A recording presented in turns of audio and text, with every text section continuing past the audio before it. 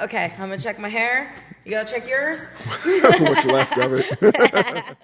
Welcome to Just Between Us Girls. This is Columbus's hub for inclusive conversations on building success in male-dominated fields. Whether it's through empowerment, support, or advocacy, we talk all things professional development and breaking the glass ceiling. Hello, everyone, and welcome to another episode of Just Between Us Girls with Arianny Damian. And today our guest is...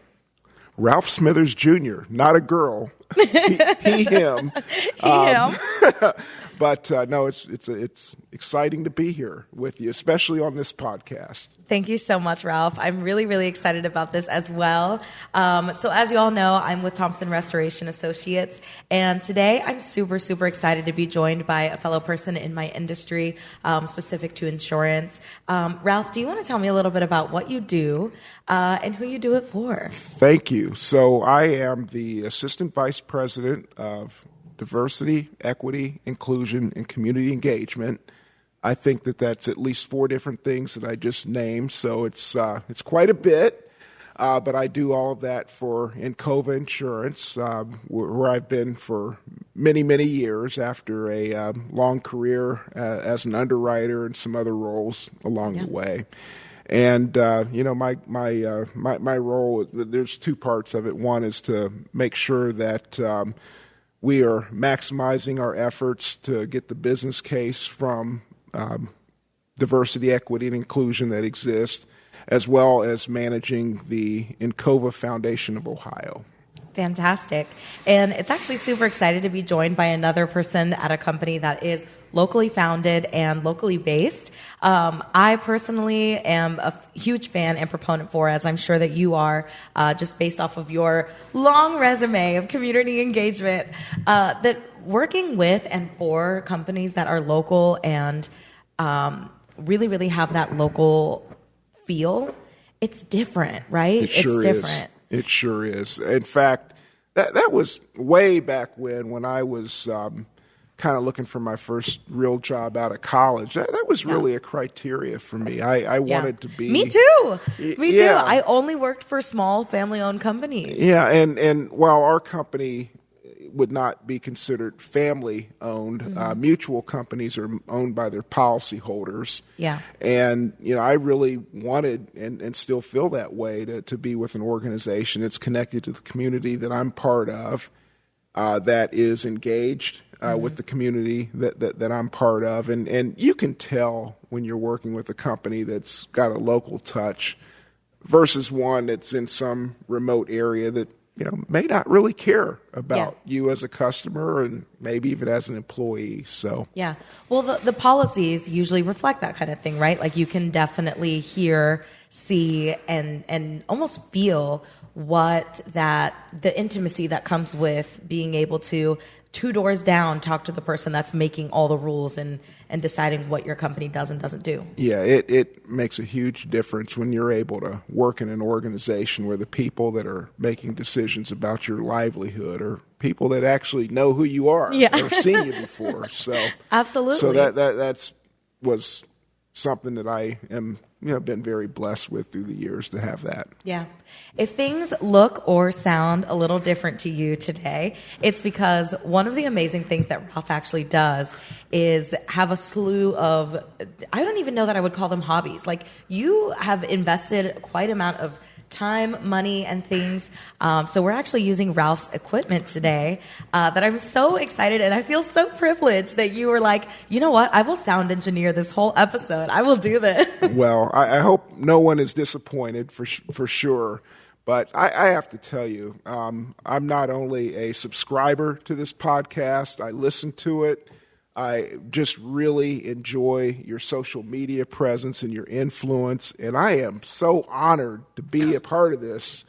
And I'm a little nervous, so I hope that doesn't, become a distraction. Not at all. But I am just thrilled to be here and doing this with you. So thank you. That means the world to me. I'm like, we could go back and forth for days because I feel like every time we have a conversation, like I find something new about you that I'm like, this person is just absolute. That's why I had to have you on this podcast. I just cannot believe all the things that you're involved with, that you take your time to do. And also, you're someone something that I am so deeply appreciative of is people that really live their lives, that go out of their way. And I think that's been a huge part of your professional development as well as your personal. And that kind of touches into today's episode. One of the biggest things with today's episode is that it's a little bit less tactile and it's a little bit more about how you use your soft skill and how you take the time in your day to professionally develop from a personal aspect, and how those things are related and how that can really, really change your life. Yeah, I think that anything that we do should be done with purpose. We spend the best hours of the best days of the best years of our life. And if what we do doesn't align with our purpose, not just to earn an income, but just to make the world a better place, if we have a chance, we've got to do that. Yeah. I think one of the things that you said that I wrote down first when we were talking was just existing will not get you where you want to be.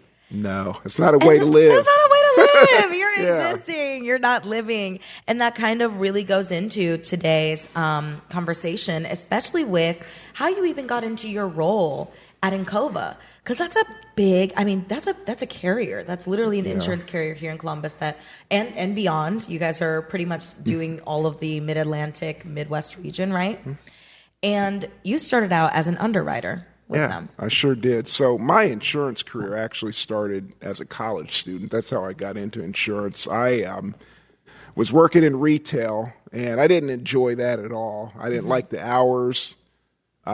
Didn't really care for the pay, and I had a mean boss on top of that. If we're just being honest. Yeah, just being honest. And I just randomly had a chance after my first year in college to just randomly get a job at an insurance company working in a call center. Mm-hmm. And I loved the hours. I didn't have to work nights and weekends. Yeah. I got paid vacation even as a 19-year-old, which was pretty cool. Paid holidays. Yeah. And in the hottest days of the summer, the building was air conditioned. So we love to see it. It was pretty good. I really enjoyed that. I thought it was really cool. And I really enjoyed, and I know you do too, I enjoyed working with the customers, especially the ones that were really stressed out and angry, because I just you can turn it all around. Yeah, exactly. I thought it was just really cool. And I got to a point where I started to, I wonder if there's a career opportunity here. And, I ended up becoming a double major. So I majored in finance and insurance at Ohio State, and kind of walked into this job at Motors at the time as an underwriter. Even before I graduated, I started my training. Because of the timing, I ended up almost getting hired on the spot. Yeah. And became an underwriter. And I had a lot of training to answer phone calls and so forth in personal lines at the time. And it just really kind of gave me a chance to have a running start. But as any career, and this is not taught in school. When you're in school, you go from first grade. If you do most of the things that you're asked to do, you go to second grade until, and then maybe if you continue on in college, if you do most of what is expected, you move up and move along in a really linear path. Yeah. And, careers are not like that. Yeah, not at all. And I think, and not to cut you off, but I totally agree with you that is not taught. And also what's taught is kind of this fear that as your career and as your professional trajectory develops, that things only get more strict and worse. And even the transition from high school to college, right? My college teachers were late to class, pretty much my age. They were hanging out more than I was, okay? And I was told in high school and taught to have this instinctual fear of they are not going to take your crap and you are going to have to be super in line and almost bump that creativity from you and that ability and want to take risks. Yeah, it's really not like that in real life. In fact, I've heard it said that, careers are, the education system is more like a ladder, and careers are more like a jungle gym. So you go from side to side, maybe backwards, maybe up, sideways. And my career has definitely been like that. I think the original question, how did you get into what you're doing now? From, first of all, it took a lot of years, so, that part's part of it. But I think the big thing that led to the transition for me to be in the space I'm in now is after about 5 years of underwriting and maybe getting a little tired of doing all the it's very transactional, lots of phone calls, lots of transactions. And I had been doing it at that point, counting my time in college for 9 years. Yeah. It's hard to believe. And I wanted to do something different. And I actually applied to become a trainer within the company. We called it the Training and Development Department back then. Now it's called Learning and Education. And that was really the first thing I think that opened up the possibility of me being kind of in the role that I have right now. I worked in HR. I sort of did the jungle gym thing, through that job, eventually became the manager and, had a really good run at it. And then I went back into the operations for, I think, 12 more years. And eventually we just had a situation where there were some needs that were some gaps in what the company was delivering and some opportunities. And I think just based on that prior experience I had, I was just given an opportunity to kind of create kind of what we have now. So I think that, just remembering that a career is not a ladder, even though you're climbing the ladder, they say that it's really not the case. You move around, you end up, if you're lucky, you end up in jobs that have nothing to do with what you studied in college or anywhere else. Keywords, if you're lucky. If you're lucky. Because I had absolutely no idea that even what I'm doing now, like this career path existed, right? And I think what's really interesting about that is you think that just because you're going backwards, you're not making progress.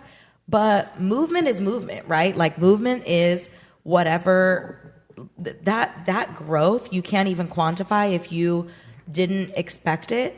But at the same time, it's that trust and understanding that even though this doesn't apply at all with maybe what I've been doing for the last 10 years, this is going to get me somewhere I need to be going. Definitely. And, if anyone is listening to this, who's just getting started in their career, you don't know all this stuff that we're talking about until it hits you. And it's hard, it's so emotionally taxing. It's hard. I remember there was a particular job that I had an aspiration to go to, and we had a big reorganization in the company, and that job didn't exist anymore. And I thought my life was over. You have to go through it. And I'm speaking from, a lot of experience and hard knocks and things like that. But our society, especially through the education system, prepares us more for the ladder than the jungle gym. Absolutely. And because of that, it can be unnerving, when you're kind of running or encountering these things for the first time. Yeah. Well, and even like in regards to like hearing the word no to certain career opportunities or whatever it may be, I think that for us, it feels like, the metaphor that everybody uses of like a closed door, right? And it's kind of this hard stop and it hits you in the face and it hurts. But on the other hand, like what if it was a trampoline? What if it bounced you in that jungle gym to the career path that you were supposed to go to? I got a lot of no's before doing this interview and coming to this job. And I didn't tell you no.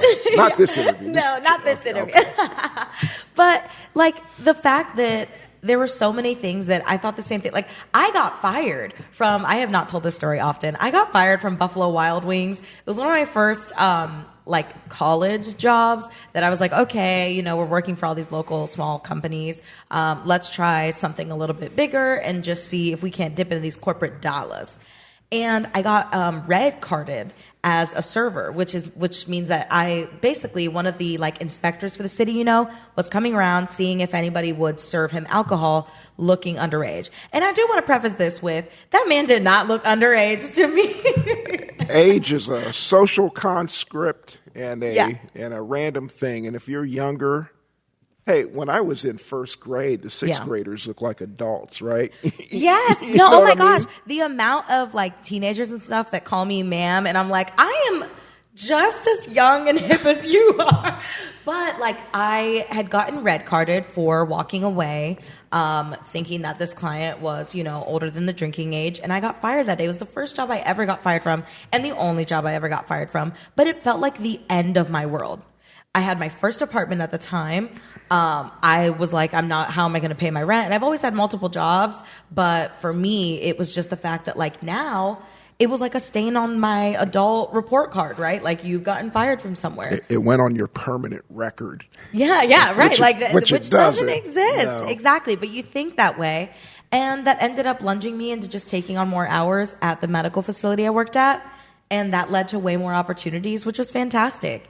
And like you were saying, though, like getting to the topic of our episode, age is also a construct, and failing now doesn't mean failing forever. And deciding how old you are is a real thing. And I think that you embody that, which I'm really excited to talk about and get into. Yeah, I try. And I've got to throw this in too. So just real quick, a little bit slightly off topic, but I always tell people, I was a business major at Ohio State. And if I had known that I was going to end up in a HR type career, I would have paid more attention in the one and only HR class I had at Ohio State. Probably. I would have paid attention. I mean, I had a class. I took it in summer school. It was a 5-week, kind of a compressed, and I would have been attentive. Yeah. And you don't know. And I think that when you are in that mindset that it's a ladder or that you're on train tracks and it's going to take you straight to, doesn't work that way. Yeah. And you have something to learn everywhere too, which is, if you feel like you're in a place that you don't necessarily need to be in right now, until you feel like your business is finished there. On my last episode with Christy Daniel, we were talking about a situation I had where I didn't feel like I was done yet. And I did a couple more things, and I think I've asked you for some advice on that situation. And with that, I ended up, until I was done, I wasn't done. Yep. But I knew when I was, and that's the kind of intuitive process and those kind of things that you learn along the way that literally just come from you. And you have your internal monitor is not typically wrong when something or someone is hitting you or striking a chord in a way that you're like, I don't think this is the place. I don't think this is the spot. Or I really need to go for this.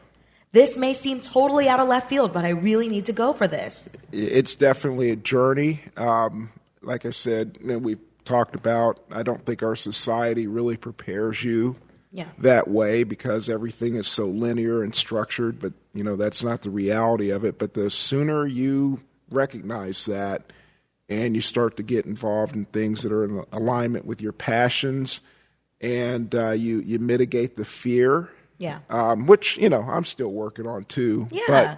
But when you start doing that, things start happening. Yeah.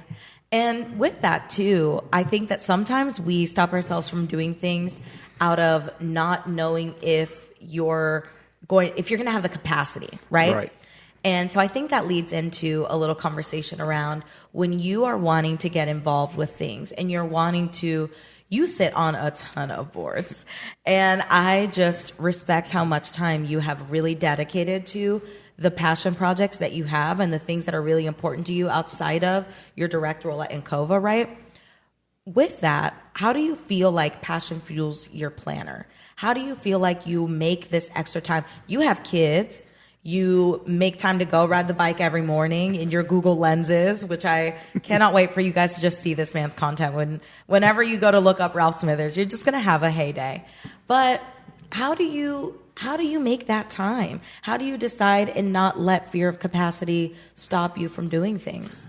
Well, first of all, I will say capacity is a real thing. And sometimes I do wonder if I'm not on the edge of losing my everlasting mind. But I always do my I prioritize what's on my calendar, and I do spend a lot of time planning.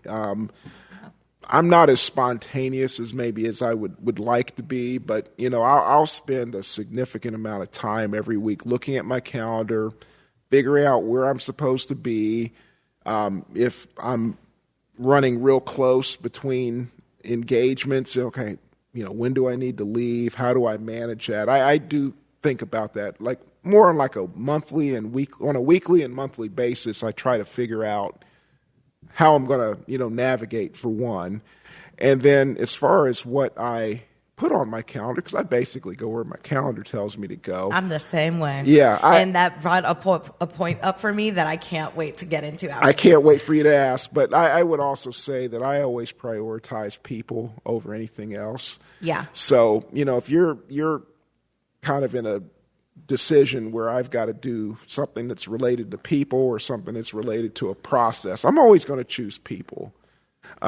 Your high S is showing. Yeah, I mean, people, that's what makes it go around. That's what makes the world go, that filling out that spreadsheet or doing that report. I mean, that'll be there. Yeah. But, you don't, it's a unique opportunity when you prioritize people and relationships. Yeah, and to make them feel important. I will tell you, when we were planning this podcast, Ralph was like, "Oh gosh, I do have something to be doing at that time, but you know what? This is really important to me, and I'm gonna go ahead and move this around and make the time."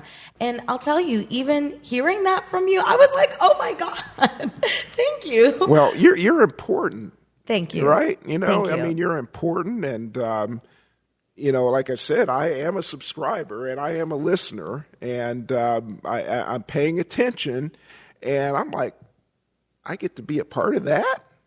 Yeah, I'm going to make that happen. That's something that as the person on the other end of it, it just makes you feel, here's the thing. It's one thing to do it, right? You could have very well just done that on your calendar. I would have had no idea. It's also another thing to make sure that you tell that person or that you almost express to someone, I want you to know, like, you're important to me, and that this is that expression of gratitude and people hearing that from you, that does make a big difference because it does let people know. It kind of goes into one of our speaking points here of sometimes it's so much more important to show or tell that you are also making something a priority or doing that thing, because otherwise no one would know.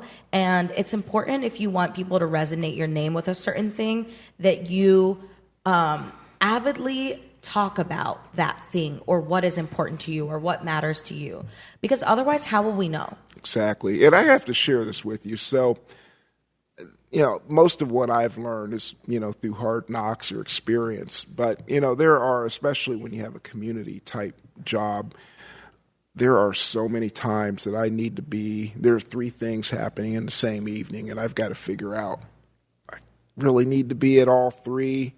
How can I make this happen? And it's happened a lot.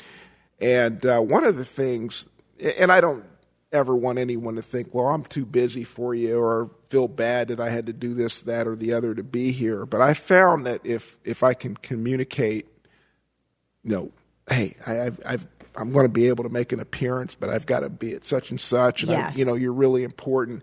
I have found that people help you. So they say, hey, Ralph, you better get going, versus yes. just having to cut off abruptly. People will help make sure that you stay 100%. And it helps me get to those places. And I've just, I didn't have a class on that or anything, but I've just kind of learned. But that communication, oh my gosh, Ralph, that is such an important aspect. And like you said, 2 people will help you. I have had similar situations. Me and my team have to split up to all hit a certain event, or I have to go make it to 2 or 3 events in the same night. And I will tell you, if you're communicating that up front, people will even tell me when is best for me to make sure that I'm at their place during this time. And you can make all the things happen, and they don't feel bad that you're leaving. You don't feel bad that you're leaving. And you're at the event during the most important time for them, for you, for everybody involved. You're getting the full experience, and you're not being, if you just abruptly leave or you don't show up, that could be rude. And you get the best of all of it with help from your friends. Absolutely. And they would not know to do that for you if you didn't go out of your way to let them know. I backed into it. I didn't read a book or anything. I just kind of discovered that. But I think it also, I think being transparent and just being authentic helps with that. So people know, and they help you move along. So that's how you manage all those things. And with a prioritization on people. Yeah. And I think too, what's really important about that, especially in the realm of service or boards, things like that, because a lot of it does take place in the evening, right? When you have things with your family or whatever it may be. And when we talk about things like work-life balance and making sure that it's that give and that get, when you do have the opportunity to extend yourself or be a little bit more flexible in the times that you can for that person, that is even more helpful for them to have grace for you whenever you are going to need it. And even going back to how you were saying, like, I'm not necessarily the most like spontaneous person or whatever it may be. I have even found, and this is just like kind of a piece of advice or an action item for anyone listening, is I kind of plan my spontaneity and my times for that kind of thing. One of my things with my partner is we literally have even our social events on a calendar. Yep. I'm just like you, where I move where my calendar tells me to move, even if it's like birthday party here, then we're going to have lunch, and then we're going to whatever it may be. But I have even found taking a couple hours and blocking it off, say, I know during this whole week we have a bunch of after hours events. On this day that we don't have after hours events, I'm still going to block it off, and I'm not going to leave it open to interpretation, because I want to be purposeful at that time to, hey, we're going to leave these hours open for that spontaneity. We're going to do a picnic this night. We're going to go to dinner this night. And almost blocking off those hours that you do also want to keep free, so that you're not running into this like, oh my gosh, when I first opened my Calendly, I didn't realize that people could just schedule themselves on your calendar. I thought that people would have to, people would select a time slot and then request a time and I can approve it. No. And I found myself way overbooked because I wasn't booking. That's where I learned to block off my free times or my spontaneity time, is blocking those times off and creating those like field guides for you. Also then allow that opportunity for you not to get overbooked and for you not to feel bad that you are overbooked. Because having to go to things back to back to back to back to back, let's be real. If something ends at 2:30, it doesn't really end at 2:30. By the time you get to your car, it ends at 2:35. By the time you're getting on the highway, you're going to be at your place maybe 10 to, that is why you're perpetually running 10 to 15 minutes late. Right. You're not leaving that time to walk to your car just in case you're stuck on the road for a little longer than you hoped. Just in case, shoot, if I got to get gas. And I don't know. I feel like that's something that I have not even taken the time to really think about. Well, we just do the best we can. But at the end of the day, we all have to say, well, the amount of time that we have on this earth is not guaranteed. So we don't all have the same amount of time in that respect. But, what they say, 24 hours a day. And, I don't have the math in my head right now. But, that's so many seconds. And I think that if you operate on knowing what your priorities are, you'll end up in the right place. Yeah. And it's about priorities. I mean, if you have 5 different things to do and you can do one, if you know what your priorities are, you'll end up at the right place, and you'll be able to articulate to the others, why you're not going to be part of that. Yeah. But I think that, and I've had time to think about this, the thing that drives my priorities and my passion is that I try to be the person that I need or needed. I try. I hope y'all heard that. That's a word. I'll say it again. No, I really try to be that person that I needed, and I haven't. I have a lot of friends, a lot of people that and I'm going to tell you, just interacting with you, I grow. I find growth in doing that. But I haven't always had a ton of mentors or really very few sponsors for a variety of reasons, just maybe timing or whatever. But in any given situation, I just try to be that person that I needed. And, what that ends up doing is it ends up I really love to be around people that are really trying to maybe get to that next level, but maybe they just can't quite get to that next rung of the ladder or the next part of the jungle gym. But maybe I've been there before, and I can offer a little something to help someone get to that next step. Or I can say, hey, I've been through this before. Maybe you can try this. Yeah. And, I'm delighted if it works. You never know if it's going to work or not, but I'm always driven by that. We need supporters. Yeah. And, I think, and people that are willing to move forward by going backward. Exactly. By going back to a place that they have been and deciding that they are going to be that person to help them there's a lot of people in this world that will just hold on to everything. Well, you're just going to have to go through all of it just like I did. Mm-hmm. And why? Right. Why? It doesn't have to be that way. And if I can be that person for someone else, I get a lot of satisfaction out of that.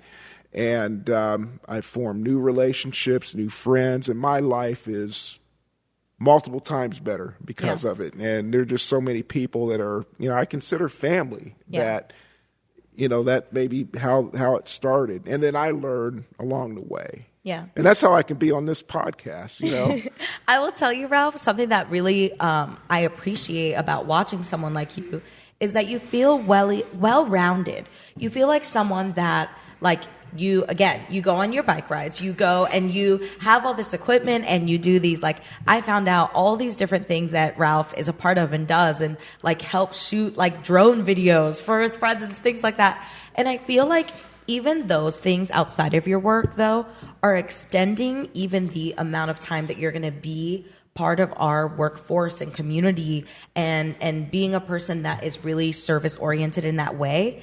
It's extending that life expectancy of your professional development, personal development, because you find ways to really amplify your time.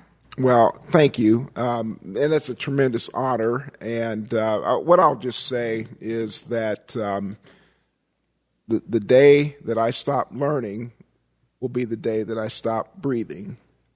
Simple as that. I always want to be trying to get better or get smarter, just be dialed in, be informed.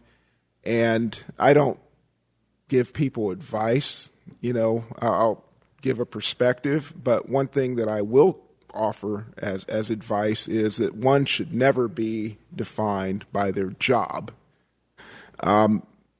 If you are solely defined on your job and something changes and it causes your whole persona to collapse with it, that's a really bad, and people are in that space all the time. Often. And I think that it's just really important to have more about you than just what you do for a job. Yeah. And real quick, I'll share this with you. I don't know if you've heard of the amazing T Street. She is a motivational speaker, a community leader, and a high school classmate of mine. Oh, that's so cool. And she, I went to, she speaks often, and I get to interact with her. But I went to a panel that she was moderating. It was at the Weld conference. And she did something that I had never seen done before, but it helps really crystallize what I'm saying. She had each person on the panel, she said, I'd like you to introduce yourselves, but I don't want you to give any job titles or anything like that. I want you to introduce yourself.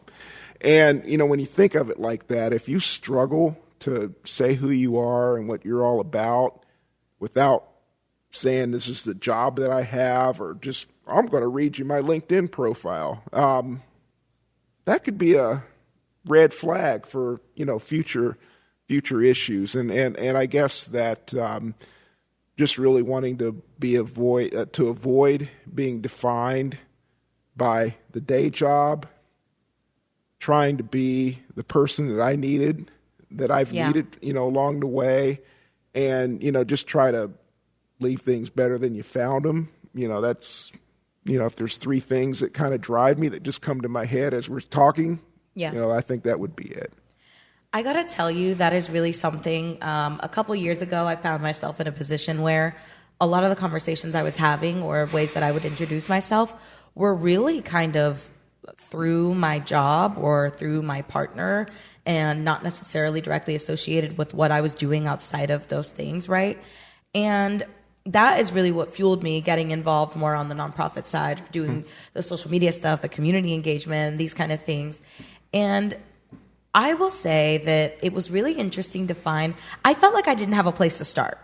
When I moved back to Columbus and I was trying to figure out what exactly I was outside of work or whatever, trying to find a place to start with that was really difficult, because I was like, I'm not going to pick up and go, I used to be a cheerleader, I can't go cheerlead again, those kind of things.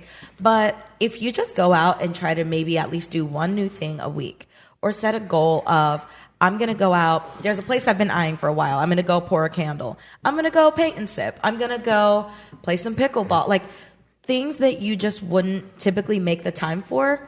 I think that's how you also expand your horizons and maybe meet people that lead you into other spaces. Yeah, I have to tell you that really kind of makes me think of a couple things. A couple years ago, and maybe during the pandemic, I had time to think about this. Sometimes you're just doing things you don't even know why or what. But one thing that I, in recent years, that I've tried to do is at least once a quarter try to do something that I would otherwise 9 out of 10 times say no to. Mm-hmm. How do you find those things? We're asked to do things all the time. All the time. And, sometimes like, I'd rather, you'll come up with the reason, but, the real reason is I'm at home on the couch watching Netflix. I'm comfortable. Right? Yeah. Yeah, I mean, and I need that right now. But, I have found that if I can at least give myself grace to a couple times a year to say yes to that thing that I would otherwise completely say no to, some of the most impactful people that I've ever met that influence my life, influence the quality of my life, just all the things that I'm doing, new hobbies, whatever it is, have come from that. Yeah. Come from those times where I'm like, I don't want to, but you do it. Yeah. And it makes you want to try more things. It does. It makes you want to decide to say yes more often. Yeah. If you're in a place where you are feeling stuck or you're seeing the same faces and you want to change those things, I absolutely agree. The next opportunity you have to say yes to something you wouldn't typically, say yes and go and do the thing, follow through. And if you hated it, sorry. But sometimes, you probably won't. Yeah, sometimes it's a bust. But I think that, especially if you feel like you're just stuck in the mud. Yeah. You hear about that. You see people, they're everything, that you said. Oh, I'm stuck here. I'm tired of this time. And then you're like, well, what are you doing different? Yeah. Are you showing up where you're not expected? Are you showing up at places that you might not have otherwise done? Are you trying? And I appreciate what you're saying about trying those new things. All these crazy hobbies I have come from, hey, I'm going to try that. Yeah, that looks pretty cool. I'm going to give that a shot. And sometimes it's a bust, and you don't get that time back. But I would say that if you're thoughtful about it, you got to say no, right? Yeah. You can't always say yes. But if you're thoughtful about it and you just allocate a little space to try things and to say yes or hang out with people that you're not used to hanging out with, great things can come of that. Yeah. And I've been the recipient of that. And I don't think we would be sitting here today if it weren't for that. I'm very thankful, as I said earlier, to be here. So it makes me excited because I will tell you, so if you're listening to this episode and going, Arianny, what does this have to do with professional development? I will tell you some of the happiest people I know, some of the most involved people I know, some of the people that are truly making a difference and in turn growing their network, growing their careers, whatever it may be. It's all because they are people that say yes, go out of their way to be of service, and most times are just in these different, if you're in a vacuum, all you will take in, all you will see, all you will understand is that vacuum mindset, whatever that is. Sometimes we work with people that are really unhappy, or we see people on a regular basis that are very unhappy. And whether you like it or not, I think those feelings can stick to you, or you will encounter them and they will glide right off. And I think part of that, having that buoyancy and that resilience where things just glide right off of you, or that you build this emotional endurance through times that are more difficult. We're getting into seasonal depression season. Mm-hmm. And I think how you build that endurance to go through those things is genuinely by going into different spaces and giving yourself that exposure and that opportunity to go meet different people, hear different things, see different things, and just be a part of something bigger, right? Right. In fact, most of the things that I do, especially things related to movement, whether it be on my bike or going to the gym or hanging out with my friends that are doing the same thing, most of that is driven by trying to keep my head on straight Yeah. I mean, that's a big driver, a huge driver. There's more to that than there is anything else, right? Yeah. So, that's really big. But I've also kind of discovered that where in the past I might have been a little, I don't want to go because I don't know anyone. And I'm like, now that once you start getting into the habit of trying, then it gets easier. And then you make new friends, and your life is just so much more fulfilling. And you do it more consistently. You do it more consistently because you're just getting over that. We have these little voices in our heads, and they tell us really nasty things. They tell us nasty things, and mostly tell us that we can't do certain things, and it ends up being a limit, and we can't get out of our own way. And we hear people talk about that all the time. Yeah. And, if you intentionally just punch holes in that every now, you can't do it all the time. You have to say no. But if you can get to the point where you can punch holes in that every now and then, you have a more fulfilling existence. 100%. I was having this conversation with someone the other day, and here's the thing, right? It's not about toxic positivity. It's not about looking at something. If it looks like doo-doo, smell like doo-doo, it's probably doo-doo.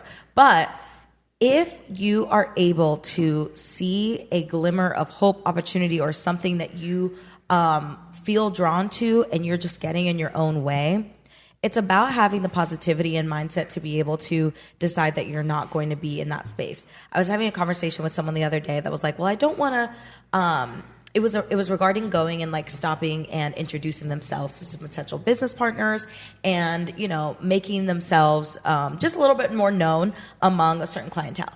And they're like, well, I don't want to go. And like, I'm a bother to their day. Like, I know that I am a bother to their day. And I'm like, you think you're a bother to their day. So how are you going to show up there and not be that? Right. It does start with how you see yourself, the paradigm that you see the situation in. And I think that really alters the way. At the end of it, they came back and they were lit. They were like, I met so many cool people. It ended up being a great positive conversation. Like, it was fine. And a lot of the times it does come down to just making sure that you go in with the mindset of saying, like, it's going to be fine.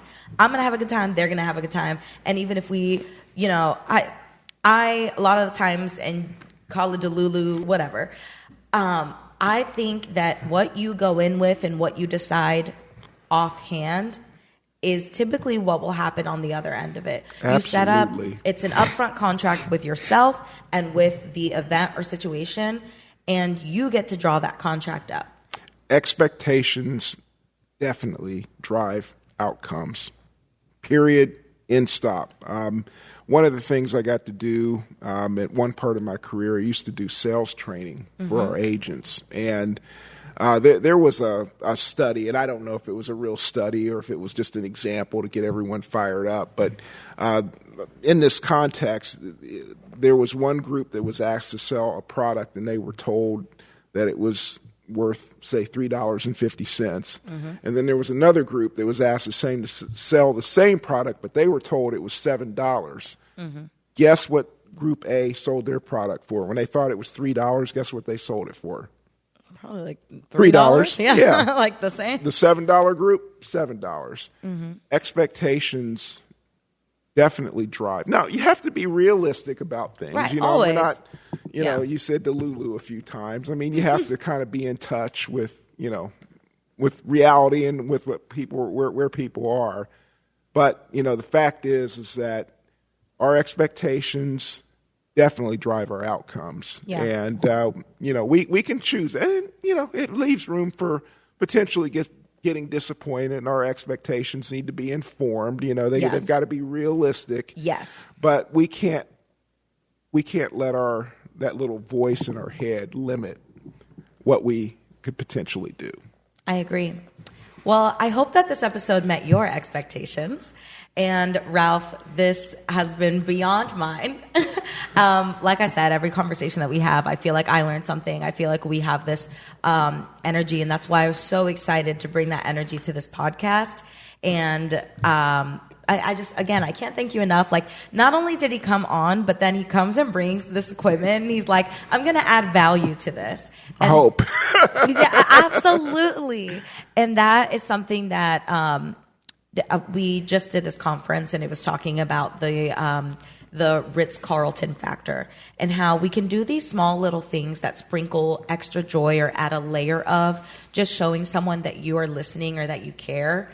And those kind of things, we call it the Ritz at Thompson now, and those are the points that really allow us to go past this very superficial level of connection that when you're networking with someone and you meet with them at an event or whatever, it's like, yeah, well, I'll catch you soon, versus you actually have like some meaningful and important things that come out of a relationship. Well, I just have to do this as a reminder, and I said this earlier.